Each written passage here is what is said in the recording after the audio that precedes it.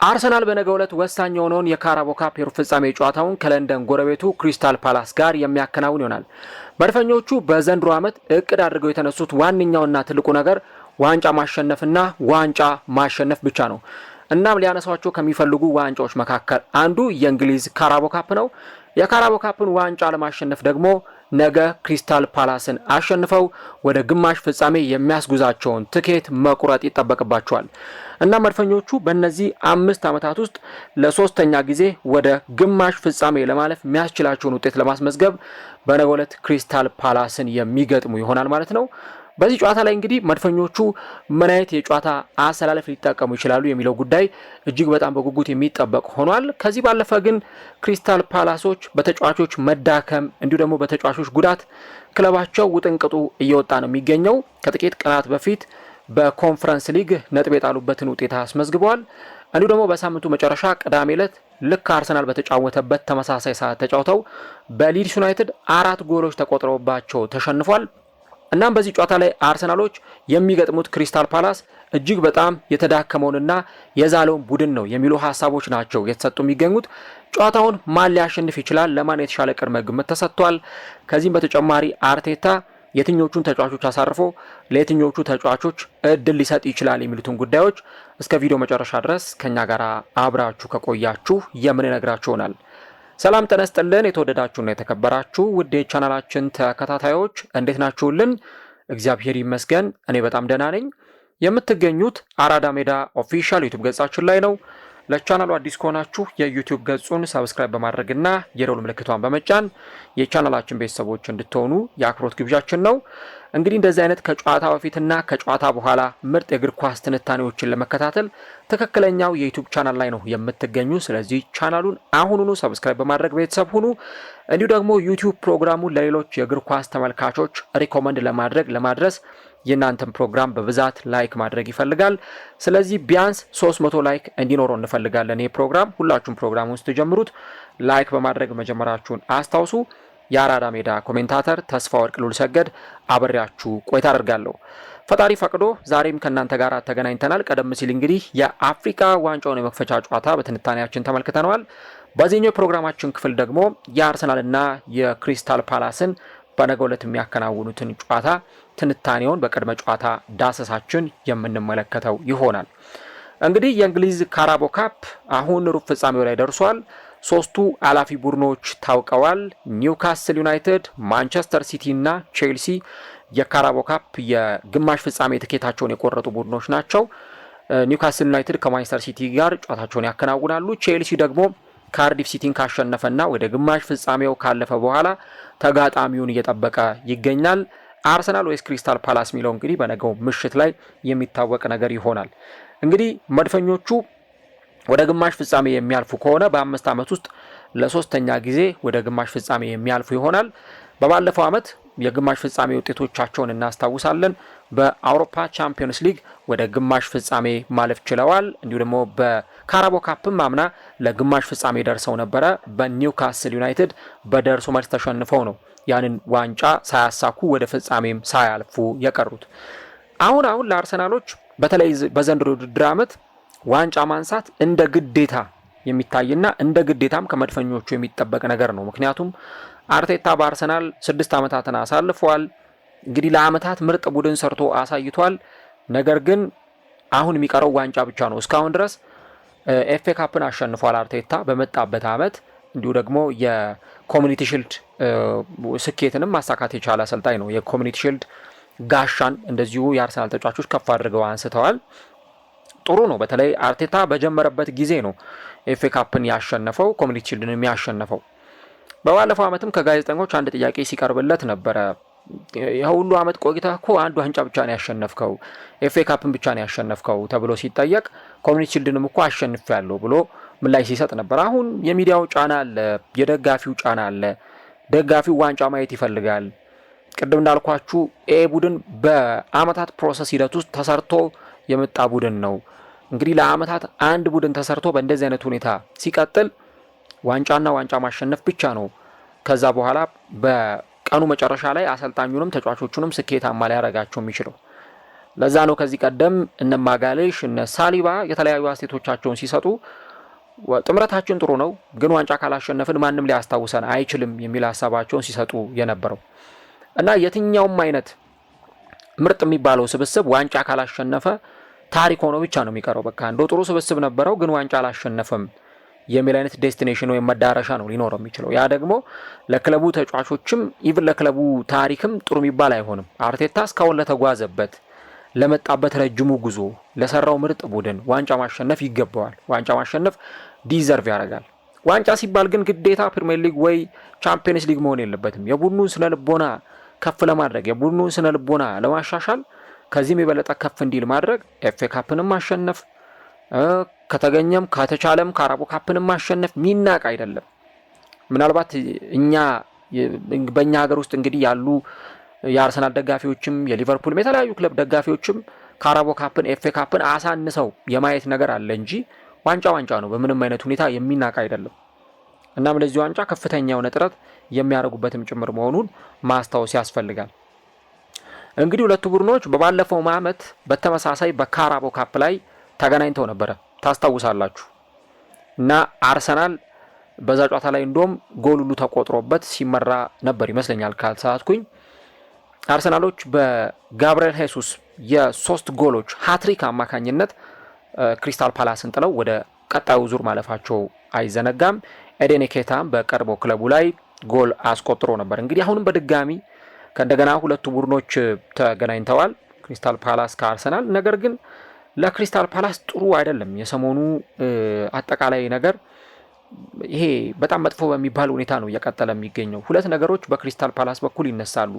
አንድም ተጫዋቾቹ ተዳክመዋል። አሁን ክሪስታል ፓላስ ለእንግሊዝ ኤፍ ኤ የጠየቀው ጥያቄ ይራዘምልኝ የካራቦ ካፕ ጨዋታ አርሰናል እንግዲህ እንደምታውቁት ከቼልሲ ጋር ወይ ደግሞ እነ ማንቸስተር ሲቲ እነ ኒውካስል ሲጫወቱ ጨዋታውን አላደረገም ከክሪስታል ፓላስ ጋር። ይህ የሆነው አርሰናል ጥያቄ አቅርቦ አይደለም። ራሳቸው ክሪስታል ፓላሶች እኛ እንዴት ነው በ48 ሰዓት ውስጥ ሁለት ጨዋታ ልናደርግ የምንችለው? እንግዲህ ክሪስታል ፓላስ ሐሙስ ዕለት የዩኤፋ ኮንፈረንስ ሊግ ጨዋታውን ያከናውን ነበረ። ከኩፕስ ኮፒዮ ጋር የሚያከናውነው ጨዋታ ነበረ ከፊንላንዱ ክለብ ጋር እና ማክሰኞ ዕለት እንግዲህ ክሪስታል ፓላስ ተጫውቶ እንዴት ነው ሐሙስ ሊጫወት የሚችለው? እና ጨዋታው ይራዘምልን ብለው በጠየቁት መሰረት ነው ጨዋታው የተራዘመላቸው። ከዚህ ፊንላንድ ክለብ ጋር በሴልኸርስት ፓርክ ያደረጉት ጨዋታ 2-2 ነው የተጠናቀቀው እና ያልተጠበቀ ውጤት ነበር። ጭራሽ ደግሞ ይሄ ሲገርመን ፓላስ በሊድስ ዩናይትድ 4-1 በሆነ ውጤት ነው የተሸነፈው ቅዳሜ 5 ሰዓት ላይ በተደረገው ጨዋታ እና አሁን የክለቡ ተጫዋቾች በኩል መዛል በጣም እየተመለከተን እንገኛለን እና በጣም ወርደዋል። አሁን ተጫዋቾቹ ጋር መዳከም መዛል እየተመለከተን ነው የምንገኘው። እንዲህ ባለው ሁኔታ እንዴት ነው አርሰናልን የሚገጥሙት? ደግሞ እሁድና ሰኞን አርፈው ወይ በልምምድ የተወሰኑ ልምምዶችን አድርገው ከዛ በኋላ እንዴት ፍጻሜ ጨዋታ ላይ ወደ ግማሽ ፍጻሜ ለማለፍ የሚደረገውን ጨዋታ ደግሞ አርሰናልን ገጥመው ሊያሸንፉ ይችላሉ የሚለው በጣም የሚጠበቅና የሚታይ ጉዳይ ይሆናል ማለት ነው። ከዚህ በተጨማሪ ቅድም እንዳነሳሁት ለሁለቱም ቡድኖች እጅግ በጣም ወሳኝ ጨዋታ ይሆናል። ክሪስታል ፓላስ በባለፈው ዓመት የኤፍ ኤ ካፕ ዋንጫን ከፍ አድርጎ ያሸነፈ ቡድን ነው። ካራቦ ካፕንም ደግሞ ከተገኘ ማሸነፍ የሚፈልግ ቡድን ነው እና ጨዋታው ለክሪስታል ፓላስም ቢሆን እጅግ በጣም ወሳኝ የጨዋታ መርሃ ግብር መሆኑን ማንሳት ያስፈልጋል። በዚህ ቡድን ውስጥ እንደ ኢስማኤል ያሳር አይነት በጣም ቁልፍ የሆነ ተጫዋች ለአፍሪካ ዋንጫ ተሳትፎ ወደ ሞሮኮ በማቅናቱ ምክንያት በዚህ ስብስብ ውስጥ አይገኝም። ይሄ በጣም ትልቅ ጉዳት ነው ሊባል ይችላል። ከዚህ በተጨማሪ ግን የሆኑ ተጫዋቾችን በጉዳት ምክንያት በዚህ ስብስብ ውስጥ የሉም። ይሄ ራሱ ለዚህ ቡድን በጣም ትልቅ ጉዳት ነው። ለምሳሌ የቡድኑ ወሳኝ ተጫዋች ዳንኤል ሙኞዥ በጉልበት ጉዳት ምክንያት እንግዲህ ቀዶ ጥገና ማስፈልጉታል። ስለዚህ ለቀጣዮቹ ሳምንታት ወደ ሜዳ አይመለስም። በተለይ እስከ ጥር ወር ማብቂያ ድረስ ወደ ሜዳ አይመለስም የሚሉ መረጃዎች ናቸው እየወጡ የሚገኙት። እንደውም ኦሊቨር ግላስነር ይህንን ጉዳይ በተመለከተ በጣም መጥፎ ዜና ነው እና ዳኒን ለሚቀጥሉት ጥቂት ሳምንታት አናገኘውም እና ወደ ሰርጀሪ ወይም ወደ ቀዶ ጥገና ያመራል። ምናልባት ከ4 እስከ 6 ሳምንት ሊፈጅበት ይችላል እና ከዛ በኋላ ነው እሱ ለመጫወት ዝግጁ ሊሆን የሚችለው የሚል አይነት ሀሳባቸው ነው ሲሰጡ የነበሩት። እንግዲህ እንዲህ አይነት ጉዳቶች በጣም ቡድኑን እያወኩት እንደሚገኙ ማንሳት ተገቢ ይሆናል። ከዚህ በተጨማሪ ደግሞ የዦን ፊሊፕ ማቴታም ኮንዲሽን እንዲሁ ደግሞ ፊትነሱን በደንብ መታየት ይኖርበታል። ከዚህ ጨዋታ ጋር ተያይዞ ባለፉት ጥቂት ሳምንታት ከጉልበት ጉዳቱ ጋር እየታገለ ነበር የሚገኘው ይህ ተጫዋች። ስለዚህ በዚህ ጨዋታ ላይ ይሰለፋሉ የሚለውን ነገር አሰልጣኙ እንግዲህ በጋዜጣ መግለጫ ላይ የሚያረጋግጡት ነገር ይሆናል እና ጉዳት፣ በተጫዋቾች በኩል መዳከም፣ ወደ አፍሪካ ዋንጫው ደግሞ ወሳኝ ተጫዋች ሄዶባቸዋል። እነዚህ ሁሉ ነገሮች ተደማምረው ይሄ ቡድን አሁን ባለበት ሁኔታ ውጤት እንዲያጣ እያደረገው እንዳለ እየተመለከትን እንገኛለን። ፓላሶች ጥሩ ነበሩ። በፕሪሚየር ሊጉም 4ኛ ደረጃ ላይ ተቀምጠው ነበር። ከዛ በኋላ ግን ባለፈው በማንቸስተር ሲቲ ተሸነፉ። አሁን ደግሞ በሊድስ ዩናይትድ ተሸንፈው ከቶፕ 5ም ከቶፕ 6ም ገለል ብለው ወጥተዋል እና እንግዲህ ኦሊቨር ግላስነር ይህንን መንሸራተት እንዴት ማኔጅ ሊያደርጉት ይችላሉ የሚለው ነገር በጣም የሚጠበቅ ጉዳይ ይሆናል። አርሰናልን በተመለከተ ግን ከጨዋታው ወሳኝነት እንዲሁ ደግሞ አርቴታ በጨዋታው ላይ ሊያሰልፋቸው ከሚገቡ ተጫዋቾች አንጻር ጨዋታው በጣም በከፍተኛ ትኩረት የሚጠበቅ ጨዋታ ነው። ቅድም እንዳልኳችሁ አርሰናል ዋንጫ የማሸነፍ ጉጉት ውስጥና ዋንጫ የማሸነፍ ረሃብ ውስጥ ሆኖ ነው ይህንን ጨዋታ የሚያከናውነው። እንግዲህ አርሰናል ምናልባት በጣም በቅርብ ጊዜ የምናስታውሳቸው ካራቦ ካፕ ፍጻሜ ላይ የደረሰባቸው አመታት እንደውም ብዛም የሉም። በጣም ራቅ ብለን የሆኑ አመታትን ልናስታውስ እንችል ይሆናል። ግን ቅድም እንዳልኳችሁ እነ ካራቦ ካፕ ያሉ ኤፍኤ ካፕ ያሉ ዋንጫዎችን ማሸነፍ ለትልልቆቹ ዋንጫዎች በደንብ አርሰናልን የሚያንደረድረው ይሆናል። ከዚህ በፊትም ተናግሬው አውቃለሁ። የብዙ ክለብ ደጋፊዎች አርቴታ የዋንጫ ስነ ልቦና የለውም፣ አርቴታ የዋንጫ ሜንታሊቲ የለውም፣ የዋንጫ አሰልጣኝ አይደለም የሚሉ ነጥቦችን ያነሳሉ። ያንን ነገር እንዳያነሱ ለማድረግና ያንን ነገር ለመቅረፍ አርቴታ እንዲህ ያሉ ዋንጫዎችን ማሸነፍ ያስፈልጋል። ሌሎቹ ክለቦች ለምሳሌ እንዲህ አይነቱ ዋንጫዎችን በማሸነፍ እየተንደረደሩ ሄደው ከዛ የሆኑ ስኬቶችን ሊያመጡ ይችላሉ። በባለፈው አመት የቀድሞ የአርሰናል ተጫዋች ሌጀንድ ቴሪ ዳንኤል ኦንሪ የሚኬል አርቴታን ዋንጫ አለማንሳት ተችቶ ሲናገር ነበር። ለምሳሌ ዩናይትድን ተመልከቱት። ጥሩ ያልሆነ ጊዜ እንኳን እያሳለፈ ኤፍኤ ካፕ ያሸንፋል፣ ካራቦ ካፕ ያሸንፋል። እነ ኒውካስል ካራቦ ካፕ እያሸነፉ ነው። እነ ፓላስ ኤፍኤ ካፕ እያሸነፉ ነው። ኢቭን በጣም እንደው ዋንጫ ለማንሳት ሩቅ ናቸው የምንላቸው ቡድኖች ቶተናም እንኳን ሳይቀር ዩሮፓ ሊግ ፋይናል ደርሶ ዋንጫ ሲያሸንፍ እየተመለከት ነው 17ኛ ሆኖ በጨረሰበት ሲዝን እና ቴሪ ኦንሪ ከዚህ ጉዳይ ጋር አያይዞ እነዚህ ጥሩ ፐርፎርም ማድረግ ያልቻሉ ቡድኖች ወይ ደግሞ ለዋንጫ በጣም ስትራግል እያደረጉ የሚገኙ ቡድኖች ዋንጫ ካሸነፉ አርቴታ ይሄን የመሰለ ቡድን ሰርቶ ዋንጫ ማሸነፍ ይኖርበታል፣ እንዴት ዋንጫ አያሸንፍም በሚል ሀሳቡን ሲሰጥ ነበርና ምናልባት በተወሰነ መንገድ ሀሳቡን የምንጋራው ይሆናል፣ ሙሉ ለሙሉም ባይሆን። ምክንያቱም አሁን ባለው የአርቴታ ቡድን ውስጥ ዋንጫ አላሸነፈምና ወይ ዋንጫ ስላላገኘ ዋንጫ ስላላሸነፈ በቃ ስኬታማ አሰልጣኝ አይደለም ብለን በፍጹም መደምደም አንችልም። ይሄኛው የአርቴታ ቡድን ራሱ አርቴታም እስካሁን ለመጡበት አመጣጥና እስካሁን ለተጓዙት ጉዞ ሪስፔክት ልንሰጣቸው በጣም ቡድኑን ቆመን ልናጨበጭብለት የሚገባ ቡድን። ይሄ ምንም የሚያጠያይቅ ነገር አይደለም። ከዚህ በተጨማሪ ግን ዋንጫ ማሸነፍ አለበት የሚለው ሁላችንንም የሚያስማማን ነው። ምክንያቱም አርቴታ አሁን በቀኑ መጨረሻ ዋንጫ ማያሸንፍ ከሆነ ኢቭን በዘንድሮ ዓመት ክለቡ ላይ ታገሰውም ይችላል። አሁን አርቴታ 6 ዓመታት በአርሰናል ቆይቷል። ቅድም እንዳልኳቸው ኤፍኤ ካፕ እና ኮሚኒቲ ሺልድን ያሸነፈው። ምናልባት አርቴታ ቼልሲ ውስጥ ሆኖ ቢሆን ብላችሁ አስቡት።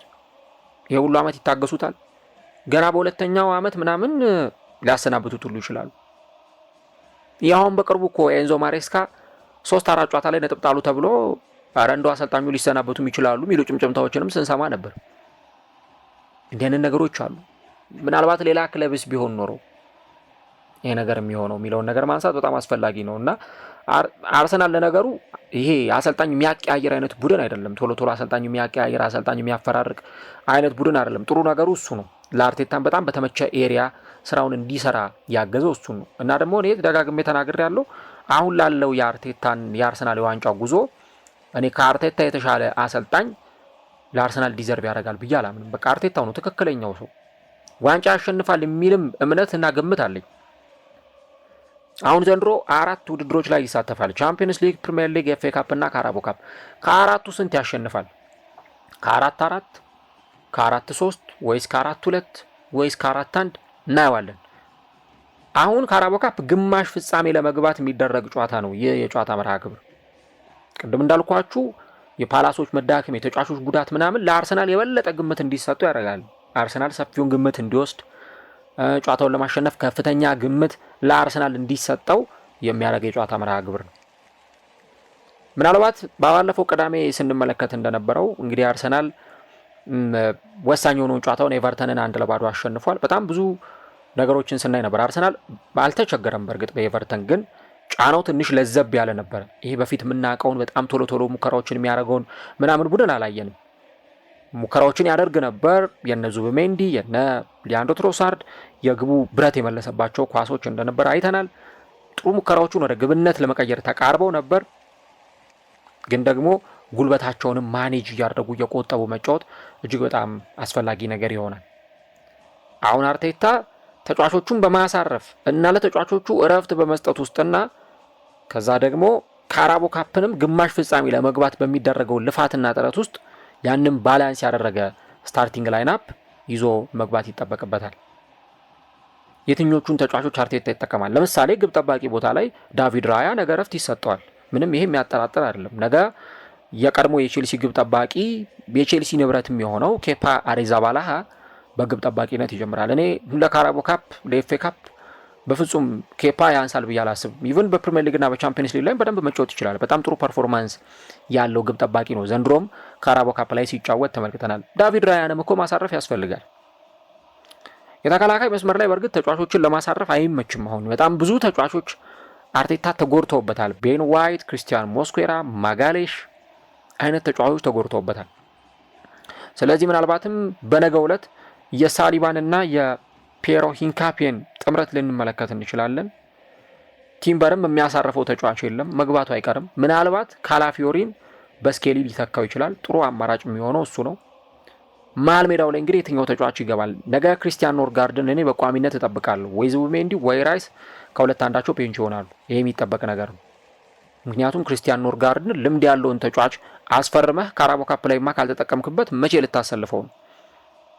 ይህ በጣም በአርሰናል በኩል ነገ የሚጠበቀው ትልቁ ጉዳይ ነው። ሌላው ኦደጋርድ ቤንች እንደሚሆን እጠብቃለሁ። በዚህ ጨዋታ ላይ ኤበረቺ የቀድሞ ክለቡን ለመግጠም ወደ ሜዳ ይገባል ብዬ አስባለሁ። እንደ አይነቶቹ ጨዋታዎች ላይ ደግሞ ኤዜ መኖር በጣም አስፈላጊ ነው። ዘንድሮ በፕሪሚየር ሊግ ሲጫወቱ ኤዜ ብቸኛዋን የማሸነፊያ ጎል የቀድሞ ክለቡ ላይ አስቆጥሮ እንደነበር ይታወሳል እና በዚህ ጨዋታ ላይም እንደዚሁ በቋሚነት ይጀምራል የሚል ግምት አለኝ። ቡካዮ ሳካ ምናልባት በኖኒ ማዱዌኬ ሊተካ ይችላል። ማርቲኔሊም በቋሚነት ሊጀምር ይችላል በትሮሳርድ በኩል። ምናልባት ነገ ቪክተር ዮኬሬስ ተጠባባቂ ወንበር ላይ የሚቀመጥ ይመስለኛል። ጋብሪኤል ሄሱስ በቋሚነት የመጀመር እድሉ በጣም ሰፊ ነው።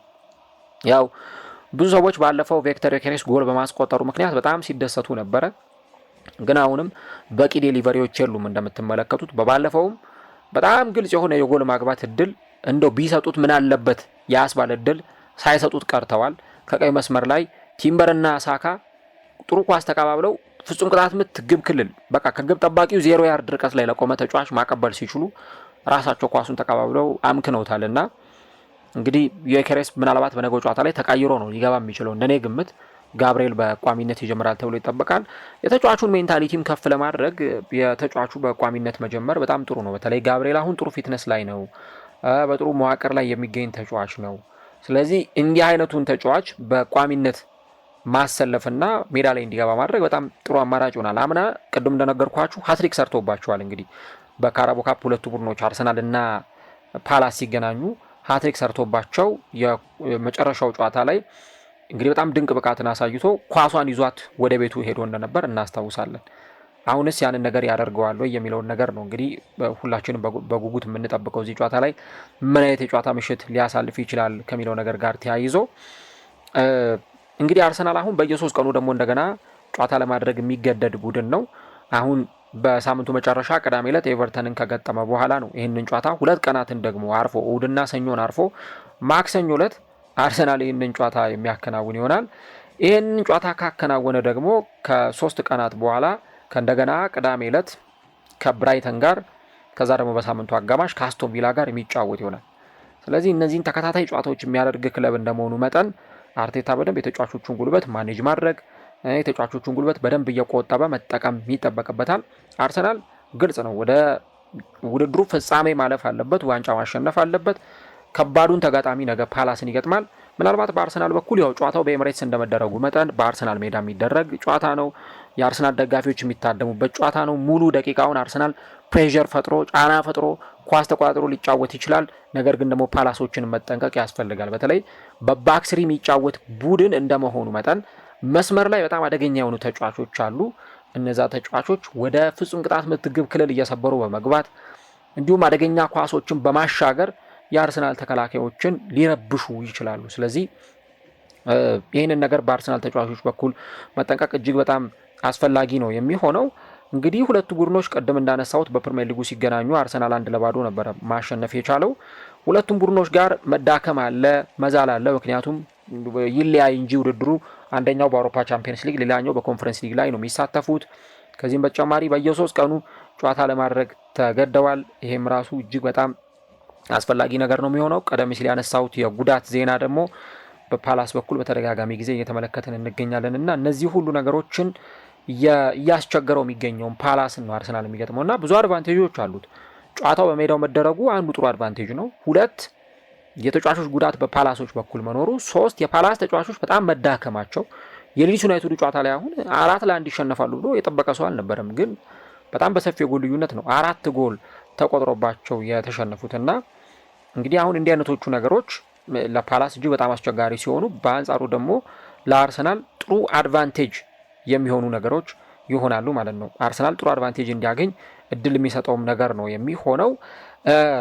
ከነዚህ ነገሮች ባለፈ አርቴታ የነገው አጨዋወቱ ምን ሊመስል ይችላል? ምናልባት ቀድሞ ጨዋታውን መጨረስ ከቻለ በተለይ በመጀመሪያው አጋማሽ፣ በሁለተኛው አጋማሽ እስከ 50ኛው እስከ 55ኛው ደቂቃ 2 ጎል 3 ጎል አስቆጥሮ ጨዋታውን የሚጨርስ ከሆነ የቅዳሜውን የፕሪሚየር ሊግ ጨዋታ በማሰብ ተጫዋቾቹን ቶሎ መቀየር፣ ለሌሎች ተጫዋቾች እድል መስጠት በጣም አስፈላጊ ነገር ይሆናል። ለምሳሌ እንደነ ሳልሞን አይነት ታዳጊ ተጫዋቾች በነገው ዕለት እድል ሊያገኙ ይችላሉ። እና ኤታን ዋኔሪ እድል ቢያገኝ በጣም ጥሩ ነው ብዬ አስባለሁ። አርቴታ የሚገባውን አይነት እድል እየሰጡ አይደለም ለተጫዋቹ። በጣም እድል እየነፈገው የሚገኝ ተጫዋች። አዎ እድሜው ገና ነው፣ ገና 20 ዓመት እንኳን ያልሞላው ተጫዋች ነው። ግን ለአርሰናል እኮ በጣም ብቁ የሆነባቸው ጊዜያት እንደነበሩ አምና ተመልክተናል። ኦዴጋርድ ሲጎዳ በኦዴጋርድ ቦታ፣ ሳካ ሲጎዳ በሳካ ቦታ እየገባ እኮ አምና አርሰናልን በትከሻው ተሸክሞ ከቡድን ጓደኞቹ ጋር የተጓዘ ተጫዋች ነው እና ኤታን ዋኔሪን ከአራቦ ካፕ ላይ አርቴታ ካላጫወተው መቼ ሊያሰልፈው እንደሚችል ብዙም አልረዳውም እና ኤታን ዋኔሪ አይነት ተጫዋቾችን ማሰለፍ ይኖርበታል። ኢቭን ደም ጉዳት ላይ ነው የሚገኘው እንጂ ለማክስ ዳውማንም ራሱ የመሰለፍ እድል ሊያገኙ የሚችሉት እንዲህ ባለው ጨዋታ ላይም ጭምር ነው እና የ17 ዓመት የፊት መስመር ተጫዋች አለ ሃሪማን የተባለ እሱም ምናልባት በነገው ጨዋታ ላይ ከስብስብ ውስጥ ሊካተት እንደሚችል አጠብቃለሁ። አርሰናል ግን በብዙ ነገሮች የተሻለ ሆኖ ነው የሚቀርበው ከክሪስታል ፓላስ። ይሄ ባለውም የስኳድ ጥራት እንዲሁ ደግሞ በደንብ እያፈራረቀ ማጫወት ስለሚችል ድካምን ቢኖር ብዙ ተጫዋቾችን ማቀየር ይችላል። ለምሳሌ ራያን በኬፓ ቀይሮ ይገባል። ካላፊዮሪ በስኬሊ ተክቶ ወደ ሜዳ ይገባል። እነ ኖርጋርድ ወደ ሜዳ ይገባሉ። እነ ዙቢሜንዲ ወይ እነ ራይስ ረፍት ይሰጣቸዋል። በተለይ ራይስ በጣም ማረፍ አለበት የግድ። አሁን ራይስን ቤንች አድርጎ መጀመር ምናልባት አስፈላጊ ከሆነ እኮ ራይስንም ቀይሮ ሊያስገባ ይችላል፣ ሳካንም ቀይሮ ሊያስገባ ይችላል። ብቻ ጌሙን በደንብ አርቴታ ያነበዋል፣ በደንብ ጌሙን ማኔጅ ያደርጓል ብዬ አስባለሁ። በቃ የሆነ ቦታ ላይ ለምሳሌ ክፍተት ካየ ወዲያው እነዛን ተጫዋቾች መቀየር፣ ሳካ መቀየር ካለበት ሳካን መቀየር፣ ወይ ደግሞ ራይስን መቀየር ካለበት ራይስን፣ ዩኬሬስን ማስገባት ካለበት ዩኬሬስን እንዲያርጉ ጨዋታውን ማኔጅ ማድረግ ወይም ደግሞ መቀየር የሚችልበት እድል አለው። ግን ያለውም ስኳድ በጣም በቂ ነው ክሪስታል ፓላስን ለመግጠም። እነ ማዱዌኬ፣ እነ ማርቲኔሊ፣ እነ ጋብሪኤል ሄሱስ፣ እነ ኖርጋርድ፣ እነ ኤታን ዋኔሪ በጣም በቂና ከበቂ በላይ ናቸው ብዬ ነው ማስበው። አርቴታ እንግዲህ ወሳኝ ተጫዋቾቹን የሚያሳርፍበት ይሆናል። ቅድም እንዳልኩት አርቴታ ትልቅ የዋንጫ አምቢሽን የዋንጫ ህልምና ጎል ይዞ ነው ዘንድሮ የተነሳው። በቃ ዋንጫዎችን ማሸነፍ አለብን ብለው ነው የተነሱት። ሶ ዋንጫዎችን ማሸነፍ ሲባል ቅድም እንዳነሳሁት ወይ ፕሪሚየር ሊግ ወይ ቻምፒየንስ ሊግ ብቻም አይደለም፣ እንደ ኤፍኤ ካፕ ወይ እንደ ካራቦ ካፕ አይነት ጨዋታዎችም ከተገኙ እነዛን በአሸናፊነት መወጣት፣ ዋንጫዎቹን ማሸነፍ ለቡድኑ በቀጣይ የበለጠ የስነ ልቦና ተነሳሽነትን የሚጨምርለት ነው የሚሆነው። አርሰናል እንግዲህ እቺ እስከ ጥር ወር አጋማሽ ድረስ ያለችው ወር እና ሳምንት እጅግ በጣም ከባድ ጨዋታዎችን የሚያከናውኑበት ተደራራቢ ጨዋታዎችንም የሚያደርጉበት ነው። በቻምፒየንስ ሊግ፣ በፕሪሚየር ሊግ፣ በካራቦ ካፕ። ሶ እነዚህን ጨዋታዎች በጣም ተደራራቢ የሆኑ የጨዋታ መርሃ ግብሮች እንዴት ባለ መንገድ አርቴታ ማኔጅ ሊያደርጋቸው ይችላል፣ እንዴት ወደ መስመር ሊያመጣቸው ይችላል። የጨዋታ መደራረብ ሲኖር አንደኛው ትልቁ ሊደረግ የሚችለው ነገር ተጫዋቾችን ማፈራረቅ ነው። በቃ ሮቴሽን መጠቀም ነው። ሮቴት ደግሞ ስታረግ ቀይረህ የምታስገባው ተጫዋች ከሌሎቹ ተጫዋቾች ጋር በደንብ ትከሻ ለትከሻ መለካካት የሚችል ለሁሉም ውድድር ዲዘርቭ የሚያደርጉ ተጫዋቾችን ማሰለፍ ሜዳ ላይ ማስገባት እጅግ በጣም ወሳኝ ነገር ነው። አሁን ትላንት በዩናይትድ በኩል የተመለከትነው ወሳኝ የሆኑ ተጫዋቾቻቸው ለአፍሪካ ዋንጫ ሲሄዱ ቤንች ላይ እንኳን ዞር ሲሉ ከጆሹዋ ዜርክዚና ከሊዛንድሮ ማርቲኔዝ በስተቀረ የሚቀይሩት ደህና ተጫዋች እንኳን አልነበራቸውም። አብዛኞቹ ታዳጊ ተጫዋቾች ናቸው ማለት ይቻላል። ስለዚህ እንዲህ አይነቶቹን ነገሮች ለመቅረፍ የግድ በጣም አስፈላጊ የሚሆነው ነገር ስኳዱ በጣም ጠለቅ ያለ መሆን አለበት እና አርቴታ በዚህ ረገድ እድለኛ ነው። ምርጥ ተጫዋቾች አሉት። አሁንም ቢሆን የተጫዋቾች ጉዳት ያለበት ስብስብ ነው። አሁንም ቢሆን ተጫዋቾች እየተዳከሙ ያሉበት ስብስብ ነው። ግን ይሄ ሁሉ ነገርም ሆኖ አርቴታ አሁንም ጥሩ የሆኑ ተጫዋቾችን የያዘ ስብስብ ነው እና ዘንድሮ ዋንጫ አሸንፎ ቢያንስ የደጋፊውን ልብ በደንብ ማስደሰት ከቡድኑ የሚጠበቀውን ነገር ማድረግ አለበት እንጂ አርቴታ ያለፉትን ዓመታት በሰራው ቡድን የሆኑ አይነት የደረሰባቸው መዳረሻዎች አሉ። ቻምፒየንስ ሊግ ግማሽ ፍጻሜ ደርሷል። ከዚህ በተጨማሪ የፕሪሚየር ሊግ የዋንጫ ተፎካካሪ ሆኖ በ3 የውድድር ዓመታት ላይ አርሰናልን ተመልክተነዋል። ካራቦ ካፕ ግማሽ ፍጻሜ ደርሷል። የአምናው በተለይ ስብራት ነበር ለአርሰናል ደጋፊዎች። ግማሽ ፍጻሜ ደርሰው ከዛ በኋላ ያንን የግማሽ ፍጻሜ ጨዋታ በሁለቱም ደርሶ መልስ አርሰናል ከሜዳውም ውጪ ሲጫወት በሜዳውም ሲጫወት እና ደግሞ ፐርፎርማንሱ በጣም የወረደበት በኒውካስል ፍጹም ብልጫ ተወስዶበት ነበረ። በደርሶ መልስ ጨዋታ ተሸንፎ ያንን ዋንጫ ሲያጣ ወደ ፋይናል መድረስ ሲያቅተው የተመለከት ነው እና ደግሞ የቶርናመንቱም ጥሩ ቡድን ነበረ የኒውካስል ዩናይትድ ቡድን እና ፍጻሜው ላይም ሊቨርፑልን አሸንፎ ያንን ዋንጫ ከፍ አድርጎ ሲያነሱ እንደነበረ ተመልክተናል። እንግዲህ አርሰናል ለመጨረሻ ጊዜ በካራቦ ካፕ ለፍጻሜ የደረሰው በ2018 ነበረ እና እንግዲህ በወቅቱ አርሰናል ምናልባት የዋንጫ ጥሙን ሊቆርጥ የሚችልበት ሌላኛው የጨዋታ መርሃ ግብር ነበረ በአርሰናል እና በማንቸስተር ሲቲ መካከል ተደርጎ የነበረው። ግን ደግሞ እንዳለመታደል ሆኖ አርሰናል በዛ ጨዋታ ላይ አሸንፎ መውጣት አልቻለም። በማንቸስተር ሲቲ 3-0 በሆነ ውጤት ተሸንፏል። የአርሰን ቬንገር ቡድን በማንቸስተር ሲቲ ተሸንፎ ያንን ዋንጫ አጥቶታል እና ከዛ ሁሉ ዓመት በኋላ እንግዲህ ከ7 ዓመታት በኋላ ወደ ካራቦ ካፕ ፍጻሜ ለመድረስ የሚደረግ እጅግ በጣም ወሳኝ ጨዋታ ነው። አርሰናል ፓላስንም ካለፈ በኋላ ሌላ ደግሞ ከባድ ጨዋታ ለማድረግ ይገደዳል። ምክንያቱም ቼልሲን ነው አርሰናል የሚገጥመው። እንግዲህ በሜዳና ከሜዳ ውጭ የሚደረጉ የሆም ኤንድ አዌይ ጨዋታዎች ናቸው የሚሆነውና እነዚህ ጨዋታዎችን በራሳቸው እጅግ በጣም ከፍተኛ ትኩረት የሚሰጣቸው ይሆናል ማለት ነው። እስቲ እናንተስ ምን ትላላችሁ? አርሰናል በዚህ ጨዋታ ላይ ፓላስን አሸንፎ ወደ ግማሽ ፍጻሜው ያልፋል? ኢቭን ዋንጫውንስ ማን ያሸንፋል? ምክንያቱም አርሰናል አሁን ወደ ግማሽ ፍጻሜው ካለፈ አራቱም ትልልቅ ቡድኖች ናቸው። ማንቸስተር ሲቲ ነው፣ ቼልሲም ቼልሲ ነው፣ ኒውካስልም በጣም ትልቅ ቡድን ነው፣ አርሰናልም እንደዚሁ በጣም ከፍተኛ ተፎካካሪ ይሆናል እና አራቱም ትልልቅ ቡድኖች ናቸው። እንግዲህ የአራት ትልልቅ ቡድኖችን ፍልሚያ በግማሽ ፍጻሜው ላይ እንመለከታለን እና እንግዲህ የጨዋታው ምሽት ላይ አርሰናል ምን አይነት ውጤት ያስመዘግባል፣ ምን አይነት ውጤት ይዞ ይወጣል የሚለውን አብረን እንመለከተዋለን። ለመድፈኞቹ ግን በሳምንቱ መጨረሻ ከሚያደርጉት ከብራይተኑ ጨዋታ አስቀድሞ የሚከናወን በጣም ትልቅና ወሳኝ ጨዋታ ይሆናል። እዚህ ጨዋታ ላይ አርቴታ የትኞቹን ተጫዋቾች ተጠቅሞ ውጤት ይዞ ይወጣል አብረን እንመለከተዋለን። ነገር ግን አንድ ነገር የግድ መፈጸም አለበት። እርሱም አርሰናል በየትኛውም መንገድ አድርጎ ፓላስን ማሸነፍና ወደ ግማሽ ፍጻሜው ማለፍ ይጠበቅበታል። ይህን ነገር ያደርጉታል ወይ? ማክሰኞ ምሽት ኤምሬትስ ስታዲየም ላይ የምንመለከተው ጉዳይ ይሆናል።